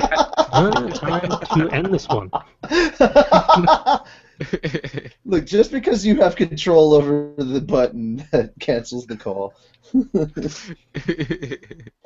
See, I have to still sort of be on good behavior because you can also press the eject button as well. Or just the mute button. We can shadow ban you. Oh yeah, shadow ban. But then he must also worry about what I might mime. So there's that. So I wasn't productive this week at all. I was on vacation, but I was work productive. But this weekend I'm going to be super productive. So watch out, world. Next week you're going to get lots of cool updates on things that I did, or I'll come back a miserable failure. We'll see. It'll just be 5 minutes of swearing profusely about work. That was 2 weeks ago, where I think I just wrote the word "fuck" in the show notes instead of anything else. I was just gonna say, isn't that like every episode though? Justin's like profusely cursing or yelling about something work related. Yes, that is the life I've made for myself. I have no one to blame but myself. I think we're just going to keep on going out of order and have Calvin next. But that is in order, technically, now. Calvin's usually last, though. But now that you've skipped to me, Calvin's next, so that's technically in order. And he ran away. Or actually, you just didn't read what he typed in the chat. Oh. Oh. Well. And now he's back. He totally didn't read what you typed in the chat, Calvin, and then you return. Nope, he missed his turn. Now it's Will's turn. That's so very mean, man. He's not even going to get a turn now. Yeah, I know, right? Just, Okay, so I know who I'm giving the evil dictator soap to. So I guess I'll be going then. Excuse me. So I got the Word Ninjas Live editing done that CJ requested of me. Barely. Oh, barely. I almost forgot about that. I get so distracted with so many other things, and Tuesday morning hit, and I went, oh yeah, I'm supposed to do the thing too. CJ wanted me to do that. Don't do the thing. Does the thing. So I quickly did that. Don't do As my the voice thing until I continues. read another book. I have one of your books, so does that count as room for you to get another book? It does count. I'll allow it. He's not buying it. If you would like to donate to the gas fund for me to drive up there and smack CJ with one of said books that he has not read, you may do so by visiting fairytalepodcast.com. Well, the book, he lent me a book, but it's one he's read. I assume you've read it. Yes. Okay, so yeah. You could take the train, Richie. It's only a 15-hour drive. Oh, and I've that's from always Chase to wanted. Gas. No. I've always wanted to do that. Okay. But I don't want to pay for a ticket. I want to hop on dressed up like a hobo. I totally want to do that. No. I don't know why this is one of my dreams, but I always wanted to ride a train as a hobo. Like It's a terrible dream. Will, please continue. I also experimented with my artistic side and made a little reference sheet for one of my characters from my story. Yay. Yay. How far are you on Roommate, or have you finished? I'm not finished. I'm on last chapter that went up is 28. Okay. I'm in the middle of 29, and I'm having a little bit of writer's block.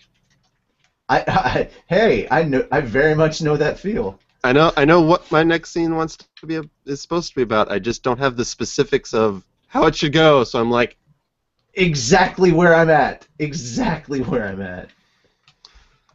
oh well. I have ideas. I just got to figure it out and make it work. Verily, I know thy pain. And oh hey, that was my third part. I'm stuck on what to do next for Roommate. My unproductive side is that I'm not sure what to do next exactly. I contributed to actual show notes without reading them. Yay! But I'll figure it out. I just got to figure out exact wordings and dialogues and words and stuff. Figuring out words is hard, though. Words and then sentences and then paragraphs and then chapters. Can I just type one whole paragraph that's the word fuck? Because I would like to do that. It would fit in with a Lemony Snicket book. I'm telling you right now, that word is so grammatically flexible. It could be almost any word in this, almost every word in the sentence. Why do you think I use it so often in my recordings? Buffalo, buffalo, buffalo, buffalo, buffalo, buffalo? Buffalo. Buffalo, buffalo. I think it's 6, and that's a complete sentence. Oh, buffalo, buffalo, buffalo. Good on. Something like that. Sure. That's all I got.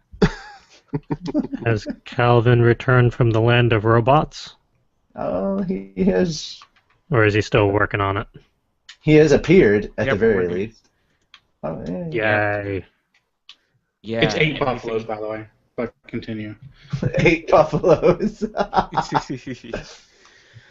I'm so glad we have Justin here to help us with these, because I was actually about to look that up.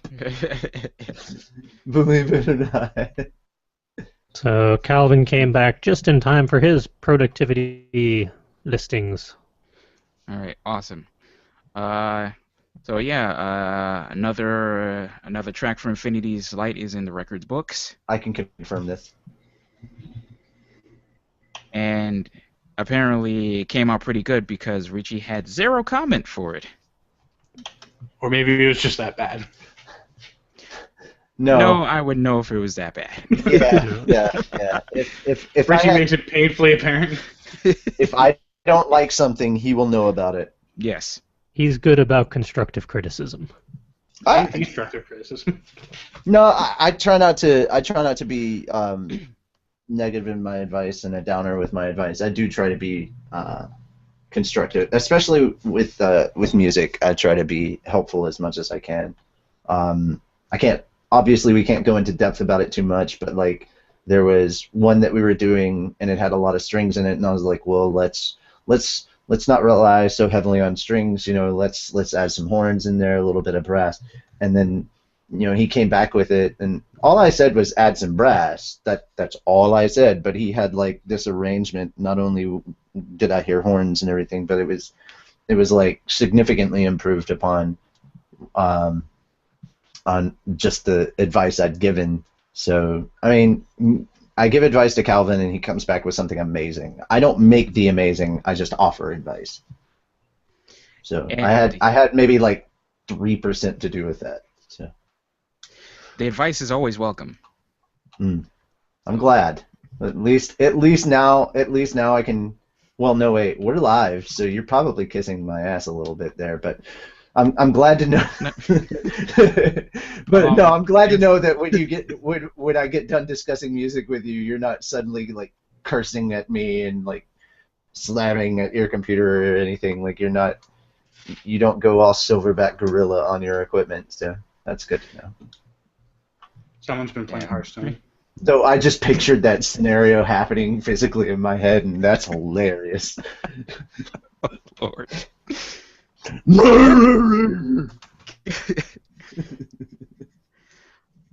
Oh God! And I just realized everybody can actually see on this screen. Everybody actually sees what I see now when I'm doing the other podcast. Yay! This is my setup, everybody. Hi. I am in no way, shape, or form playing video games while doing this show. No. Alright, so yes, music's going pretty good. Got another one in the works. I'm excited about that one because kind of in a similar vein to the last song I did. It's in an off time, as the last song I did was in 7/8 time, and that was fun to work in. And especially a challenge for me because I'm a super 4/4 time person. If it's not in 4/4 time, it throws me off completely. And for those of you that don't speak musical theory, that shit is awesome. Yeah. Yeah. So just as a teaser for the next track I'm working on, it's tentatively going to be in 5/4 time. I was going to make a joke about tossing that at you. Boom.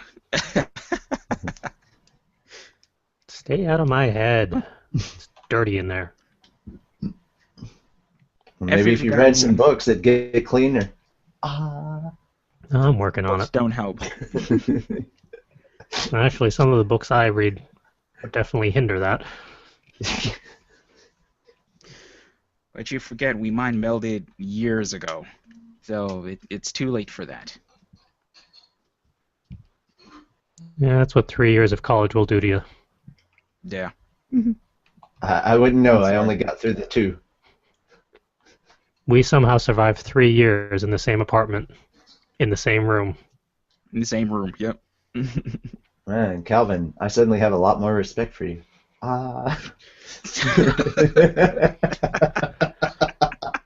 And booted. Worth it. Worth it. But continuing on. How did your productivity go? Oh, I got kicked off the show by CJ. Let's see. Let's go through the bummers first. I lost at least 3 hours of Minecraft video because of stupidity. Boo. I know that feel. I very much know that feel. The audio is still there, but the video is gone forever. And damn, and that was a really good build too. That was gonna, man, that one build would have given us at least 4 good episodes. Damn. What if we use the audio for not suitable for word ninjas? I will send you my audio portion, and I will extract yours. We can at least save something. Cause we did have a lot of fun things we talked about during that build. Oh dear. Then again, I still haven't listened to the last episode because I just don't know if I can. Should I be scared by any of this? Only if you listen to the NSFWN series. I have a few times. CJ was fairly drunk in the last one that came out. That's Oh, because of the SCP wine. Thank you, Justin. sure. Mead. I found out it was mead, by the way. No. That was not mead. Was mead. It Before I was gave it to you, it intended was to mead. be mead. It did not come out mead. Sometimes my ADHD really, really shows off. I'm running around doing stuff that I'm supposed to be doing on the tower in Destiny, and then I find the soccer ball that's in the tower, and I spend like 3 to 4 minutes kicking a soccer ball around for no good reason. Just sharing that little tidbit because, ADHD strikes again. And this is why I haven't gotten enough writing done lately. Yeah, that's exactly. Because virtual soccer balls. Or just shiny baubles in general. This is why I have to avoid your Etsy store. It's not because I don't like you, it's because I have a problem with shiny baubles. So do we. That's why we have so many. Yeah. But, Calvin, any other anti-productivity things? Yes. Springtime. I mentioned earlier that I'm so glad I don't live in Connecticut anymore because the pollen in Brooklyn has been kicking my butt enough. It's as simple as this, man. You substitute pollen for pollution. Oh, I'm immune to the pollution. It's the pollen. Listen, I'm a lifelong New York City resident. Pollution does nothing to me. I can jump in the Gowanus River, the Gowanus Canal, which is marked by the FDA as like a hazard, and I will be fine. So you'd go swimming through the Hudson butt naked with an open cut? And I would be fine. Maybe a little chilly, though. Just a little bit, but pollution does nothing. So what you're really trying to say is that you're Captain Planet. I will neither confirm nor deny that. But I digress. Pollen has been, it has been bad news this last couple of weeks. But thankfully, like it hasn't hit like it did like while I was living in Connecticut, because good grief, like it got so bad that I wasn't able to sing, and seeing as how I was in an a cappella group at that time, that was horrible. So thankfully things aren't as bad now as it had been in previous years, but this pollen is not doing me any favors. So it's trying to survive the pollen. Those are the low points of the week. The other high point that I wanted to point out was I had mentioned kombucha earlier in the podcast. I decided to take a chance and start brewing kombucha for myself. How's that been going? I completed the first batch. First batch came out okay. Is basically like a trial run, trying to get my bearings and everything. It's a very interesting process. It involves fermentation, but unlike wine and beer, instead of using like a yeast, this is like the culture is basically yeast to the next level. You actually use what is known as a SCOBY. SCOBY stands for symbiotic colony of bacteria and yeast. Hmm. So, best way I can put it, it's basically a large gelatinous pancake that you put in your kombucha brew. Like it basically looks like a gelatin. It looks like a it looks like a jellyfish, a brown jellyfish with no tentacles, pretty much. And you After the and amount of anime I've seen, no tentacles is a good thing. we don't talk about tentacles on this program. You're the one that brought it up. Well, we don't talk about anime tentacles. Only for context, only for contextual purposes. But I digress. It's okay. You had help. You had help in your digression. Yes. But you basically brew sweet tea. You basically brew sweet tea, you cool it down, you drop the SCOBY in, you cover the jar up with cheesecloth, and you wait a week. And magical things happen in your bottle as the week progresses. Like you see like all sorts of fun yeast colonies sprouting up throughout the bottle, and carbonation happens, and if you're not careful, if you don't store it properly, your entire house will smell like kombucha, which Wow. honestly isn't a bad thing. See, I like science, but I don't like patience, so I'm kind of torn between those two things. Well, the patience pays off because like you basically don't have to do anything for that entire week. You drop the SCOBY in, you let it sit for a week. You come back, you get another SCOBY and kombucha, because every time you brew, it makes another SCOBY. So like you get overrun with SCOBYs after a while, Right? which is not a bad thing because you can.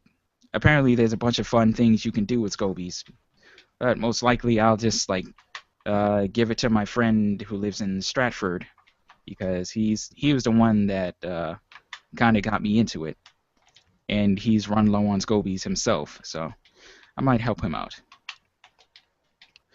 And another fun thing that I decided to do to kind of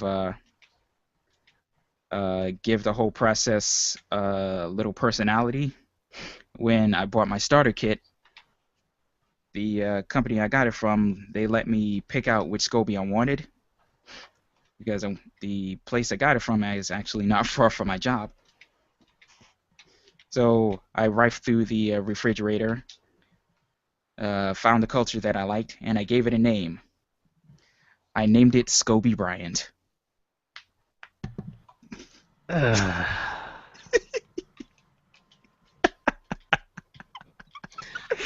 Although I wish Justin was here so we could see his reaction as well. Well, Will had to go off screen apparently to head desk, so A desk, yeah, that was exactly what I did. yeah. So I think we've got the reactions pretty much covered. SCOBY Bryant may help me make the first batch, and then I thought you were a writer. Aren't you supposed to have a much more creative imagination? And all you've got is Scobie Bryant. Come on, man. no, it worked. It's thought you were better because than that. puns. Hey, I enjoy puns as well. So I thought you were better. Than I don't Yeah, you like anything. Yeah, but your puns are pun-ishing us. Good. I shouldn't have come back. Yeah. Yeah. No, just I'm You leaving. came back in Goodbye. time for me to call it an episode before we hit 2 hours. wait. I was sort of productive this week. You got 1 You have minute. 4 minutes. Go. Okay, I did some things. Done. There we go. You've now wasted 30 seconds. You've got 3:30 now. I did. Oh, please. I got 2 chapters of story done for OTP Manga. We picked up a new cast member for the podcast and integrated him in. I actually was able to work a little bit with Calvin on some other ideas outside of just making music, and we're making progress on that. I actually announced it on Fairy Tale Podcast, so I can announce it here as well. Our new artist, we've had a shift in artists. Our lead artist is now our assistant is now our lead artist, and he did these short little comical strips. And we're going to do some testing, some test episodes before we release the full chapter out, so we can see how things go with that and gauge how everything goes audio-wise and video-wise with syncing everything up. And so now we're actually going to be starting on that. Most of it was just us waiting on art to come in so that we could get started to begin with. So a lot of stuff's going on that went rather well. I think I had one more thing, but I forgot what it was, so let's end the show. Back to you, CJ. All right. With that, time to end episode 88. As always, if we entertained you in any way, shape, or form, please subscribe to our YouTube channel, where you're theoretically already watching us. You can watch, comment, and thumbs up all of our various episodes, from the entire archive of Word Ninjas Live to our never-ending Game Break series, which is covering more games than I expected. And you can thumbs down. You can thumbs down on the comment and in the comments, and I'll know that that was specifically for me. And of course, if you want to talk to us on social media, we're on Twitter at FCWordNinja, and bonus points if you use the hashtag WordNinjas. You can also follow us on Tumblr, fcwordninja.tumblr.com, or go check out the Facebook page, facebook.com/fullcoveragewriters. And as we mentioned at points throughout the show, we have many shiny baubles. You should go check them out over at our Etsy store. They are nice and shiny and distracting, and you should get some. That's over etsy.com/shop/fullcoveragewriters. And as always, I am Charles. If you want to track me down personally, God help you. But my personal Tumblr is fancypantswolf.tumblr.com. The Slash and Burn trilogy is on hold effectively until Word Ninja 2.0 comes out, so that Tumblr is going to be quiet. And as is tradition, about 50% of the time you can track me down on the Fairy Tale podcast as Makarov on Monday nights on their channel. He'll be on for about 30 every minutes. other week. He'll be on for about 30 minutes before he inevitably has to leave. Yeah. And our episodes are actually shorter. We get more distracted than you do, which is surprising. No. It's equal. Believe me, it's equal. Yes. And where can people find Will? He's right there. You can usually find me on my Tumblr page at darkhom.tumblr.com. That's spelled DARKHOM. It's my personal blog there. For information for Roommate, you can check out my roommate's a stripper.tumblr.blog.com. .blog. You can do .blog now. You can have your own .com thing. You can do that now. I know you can. And you can also support me on my Patreon at patreon.com/darkhom. And where can people find Justin when he's not working 50 hours a day? You would not be able to find me anywhere. But in the theoretical universe where that would be possible, you could check out mechanicalJustin.com, where I post theoretical things and not actual things. And you could also check me out on Twitch, Mechanical Justin as well, where I live stream various things theoretically but not actually. I'm still disappointed that I missed out on Hatoful Boyfriend. And I may have lost the entire stream. That Yeah. still remains to be seen. I really hope I can pull that out. because it was really, really good. The stream, not the game. Let's make that perfectly clear up front. And where can people find Calvin? You can find me on Twitter and Instagram at ccwii. Tumblr is instacal.tumblr.com. And if you want to listen to some of my music, it is soundcloud.com/soundsbycalvin. I love how you started off in like game show host there. And that was awesome. And rounding us out and closing us up is Richie. Where can people find you? Well, and I'm a your ninja. 20 billion things that you do. I'm a ninja, so you'll never find me. But I occasionally, thought you were a mage. I started off as a ninja, and then I'm a ninja who uses magic. So never. You can find stuff that I do though. Fairytalepodcast.com, Fairytale Podcast on Facebook, Twitter, all those things. OTP Manga on Twitter, at otpmanga@gmail.com. If you are a person who has thought about a story that you would like to see made into a manga, or perhaps an aspiring artist who would like to work with good story writers, we are always looking for more. We have 3 that we are currently working on, and we are hoping to add more because OTP Manga isn't us just trying to make a single manga. We're actually trying to make a manga publishing company for people across the world. Manga belongs to everyone, not just Japan, which apparently some people in the U.S. can't seem to get their heads wrapped around on that one. Well, But the US is weird. yeah, you can also find me. All right, if you really want to find me, you can jump onto Destiny. I am using the PSN of Natsu Podcaster. That's generally the easiest way to find it. And if you're listening to this live and you jump on, you will actually find me on Destiny right now because I am getting shot up by lots of bad guys, and saying all this shit is very distracting. No, don't die! Don't die! Okay. Woohoo! Okay.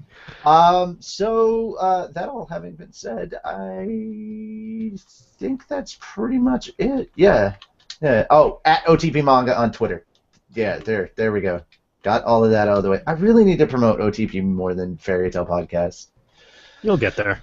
Yeah, eventually, once we're known in some way, shape, or form. So that wasn't just a shout out to your audience. That was also a shout out to the writers on this podcast. I would like to make manga with you because why not? Maybe once we're off the air. That sounds very convincing. Why not? With that, thank you all for joining us for episode 88 of Word Ninjas Live. Come back next week for episode 89. It'll be much shorter. This will be much shorter in the audio version because I'm just going to cut myself out entirely. Why couldn't you have done that before the show started? Because I just wanted to come mess with you. And on that note, see you all next week. Adios, folks. No, I won't. You rarely see lime being added to water. It's always about lemons, but lemons are for suckers. Pardon the pun. And limes are way better, and I'll even cut a lime in half and just start slowly and somewhat erotically licking the lime just to get the delicious lime flavor. But you have to put the lime in the coconut. If I had a coconut, I would do that. Let's see, what else? Honestly, that's basically all the 3 things I drink. That most of the fancy stuff that I drink is usually caffeinated. I do drink a lot of tea. I'll drink tea from Taiwan that my mother-in-law gets me shipped over here about once every other month or so. Yeah, that's about it. And now that Richie's here, every time I say I become really self-conscious because he's our editor. And he was talking off air about him cutting out all of my ums. It's not as taxing as it sounds. Don't worry about it so much. Just means you're thinking. The whole thing is, I'm sorry to the audio listeners for deceiving you, but basically every time I cut out when you say and you go right into your next thought, you sound so prepared and ready. You sound super professional, and that is what I've been doing. And it's just reflex from 5 years of editing audio podcasts, because the word I hate the most is because everybody says it. And thankfully, this is one of the few podcasts that I edit where only one person has a lot of ums. It's usually the entire cast, and if everybody's saying a 1 hour podcast can turn into 4 hours of editing. Little do we know that Richie takes all of those ums, modulates them, and then interspaces them in between every single one of the words that I say. Okay, I think you're confusing me for someone who is not lazy. So, no, that as funny as that sounds, and as cool of an idea as it seems in my head, I know it's never going to happen because that's too much effort. It's far too much. Returning back to Justin. Yay. Yeah, I've just been trying to think of anything non-alcoholic and non-caffeinated. I drink a lot of water. I drink a lot of diet soda. I drink a lot of carbonated water. But it's mostly beer, scotch, and coffee and tea. Now I have to sort of reevaluate my whole life now that I've come to that realization. Of those drinks in particular, which one in particular helps with the creative process, or do any of them help with the creative process? Okay, that's actually Or really are good most question. of those, are most of those just for fun? No, I would say the caffeinated beverage, if it's a coffee, it's usually there as a tool to keep me awake long enough to be able to function. I wouldn't say that it necessarily directly helps the creative process. I would say that tea occasionally does, depending on what I'm writing. It kind of gets the juices flowing, and that's just from profile and caffeinated point. Scotch and whiskey is interesting because they all have, especially Scotch, have wildly different flavor profiles. So depending on what Scotch you drink, you kind of get a different visualization in your head about what's going on. For example, the Talisker that I was drinking, the way they age is they age it in barrels that are actually outside. So all of the ocean spray and the seawater actually permeates into the wood, and you get a nice salty taste out of it. And so whenever I drink a Talisker, I always think I'm like on the coast of Cape Cod or in Maine or something. So it actually is helping a lot when I'm writing about my horror novel, which takes place on a coastline. Oh, okay. The water and lime is just sort of trying to find alternatives to alcohol and caffeine. But Gotcha. I think I'd be the only person to say that the alcohol itself probably doesn't help me in the creative process. I'm already pretty loose in the brain, so I don't really need any lubrication. It's more the flavor of the scotch that provides me the inspiration.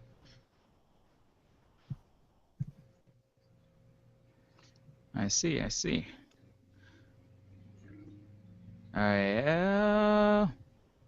Well, what is your creative poison of choice?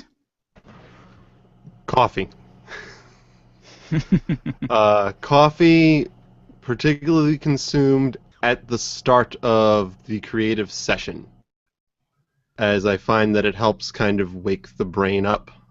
And I'll find, like, I'll start out and be kind of slow, but then eventually the caffeine kicks in, and as long as I have a really good idea for what I'm writing, it'll just flow. And then I'll have tons of written pages. Hopefully, maybe, sometimes. Plus, I like coffee. And anything caffeinated. It's usually either coffee or soda. Now, when you drink coffee for the creative process, do you just drink regular black coffee or coffee with cream and or sugar, or do you actually go for the fancier lattes, Americanos? You have an AeroPress at home. How do you take it? Usually, I'll just use my coffee machine, and it's a little bit of sugar and milk with whatever coffee we have in the little cute little K-cups. It may just be coffee. Sometimes we have like the flavored K-cup coffees, which can be interesting and That would actually engage the reader. I have to add tension to something that would otherwise be boring.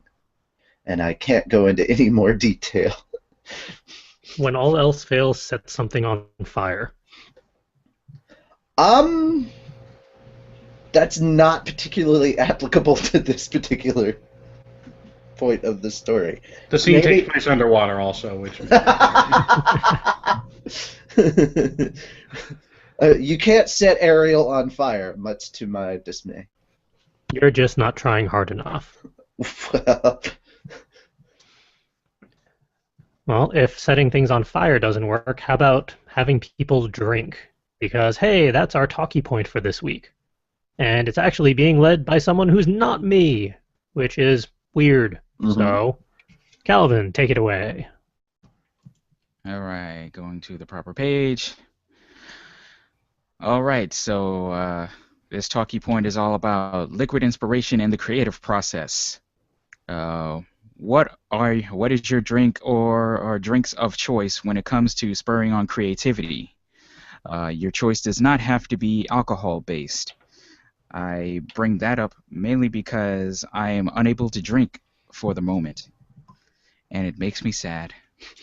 So I've had to come up with other creative drinks to spur on creativity and or inspiration or relaxation or whatever it is your drink of choice does to you.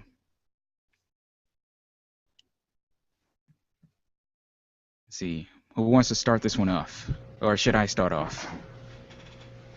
You're the topic leader. You can either pick someone, or you can lead off, or someone can jump in. I'm drinking scotch. I was fixing to say it very One much at looks like a Justin is time. volunteering for tribute. What was that bottle you were just holding up, Justin? Well, this one happens to be a Talisker 10, one of my favorite mid-range scotches. They'd probably be sad if I called them mid-range, and that's fine. They don't sponsor us. And I have many other scotches, bourbons, whiskeys, rye. I've been getting really into rye lately. I've got my Whistle Pig. I've got bourbon at work as well, which I rarely get a chance to use, but it is there. Just knowing that it's there helps.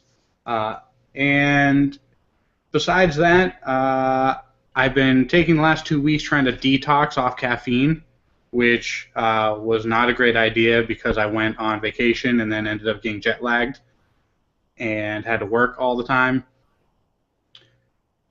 So for alternatives to caffeine and alcohol, which are the two writers' best friends, one in each hand, I would say some of the drinks that I like that are not coffee and alcohol would be water with lime. Game break intro. I should also. Oh, geez, that's actually useful. I But just hey, we're realized already that. live. Greetings All right. and salutations, ladies, menfolk, and non-binary viewers. Welcome to another episode of not Game Break, but Non-binary viewers, I feel you're racist to all computers now. screw them. To all you apps watching, 10010110001. Yeah, what he said. I said hello in their native language. or actually, that was binary for welcome to the Word Ninjas live show. This is Charles, your instigator of literary and creative insanity and productivity from time to time. And the person who's stealing all of my lines is... The editor. Just call me the editor. I don't need a name. Yeah, the editor will work. And also joining me are my regular hosts, Will. Hello. And Justin. I'm drinking Find Out later during the show. We're already in the show, silly. You'll find out why. That's better. And rounding us out is the Music Man. I am not drinking. Which one? Because we both compose together sometimes. He's our Music Man. The main Oh, one. Ooh. the mean one. Did you Main. Oh, I thought you said the mean one. I was like, well, that would be me. I am definitely the mean one. Okay, so yes. So I'll go and do my intro now because I thought it was rude for like me to do my introduction before you actually introduced your cast and crew because they're here all the time and I'm just the random bystander. Show, Yeah, yours. You have to exactly. But you said something about binary, and so my brain took off in that direction. And I'd like it to come back now, please. Come back, come back. Nope, too late. Hi, I'm Richie Roberts. I am a writer, director, voice actor, sometimes podcaster. And I don't have creative or productive stuff. I'm just chock full of insanity. So, yay. No, I try to be creative and productive, and I listen to this show because it helps. And Believe it or not, you guys really do help. And I'm actually stuck at the beginning of my next chapter, so that was part of the reason I wanted to come on the show, because sometimes you guys have some really good ideas that encourage me to write. So that is why I are a fan. So that's why you're here. Procrastination. But no, not procrastination. It's just plain out writer's block. Like I know it needs to be done, like the basic outline for the chapter, but I don't know how to do it in a way. Some are good and some are bad, but as long as they have caffeine in them, they help. And then sometimes it's just like, you know what, let's get some Dunkin' Donuts. And even then, it's usually just coffee. As a quick related aside, do any of you maniacs put milk in your tea? Depends on the tea. Yeah, I used to. I don't do it often. I haven't in a long time. I usually just put sugar or honey. Yeah, the whole idea of milk and tea really grosses me out for some reason. And you bring great shame upon my people. I generally avoid coffee and or tea since they have the opposite effect and tend to make me sleepy. You and my wife both. She'll drink like a giant latte and then go right to bed. Alcohol has a little bit of the same effect, and like it calms my body down. So the best nightcap, the most effective nightcap I've ever had, is actually making like is putting rum and coffee together, and yeah, and I put sugar in as well. I put like about 3 tablespoons of sugar in just so I can get that initial high and stay awake long enough so I can get prepared for bed. And then when the sugar high dies out, all of that caffeine and the alcohol and everything, like I feel the full effect of that. So it's about 5 minutes later and I'm out. So it's a really good nightcap for me. Why don't you just go for an Irish whiskey at that point? Or an Irish coffee? Not an Irish whiskey. Well, I don't think I have all the ingredients to make it, but all right, so what I do is I just have coffee with sugar and hazelnut creamer. I do liquid creamer. I don't do that powdery, nasty shit. And then I put, like, if we have it, I'll put whipped cream and caramel on top as you know, side stuff. And of course, at that point, I've already added my rum, and then I just drink it like that, and it's great. We call it the Penguin mostly because when I originally made it, it was in a big penguin cup. So I was just like, I'm out of ideas and I'm really tired. I'm just going to call it the Penguin because that's the cup. Yeah. So, true story. And you know it's true because it's not very entertaining.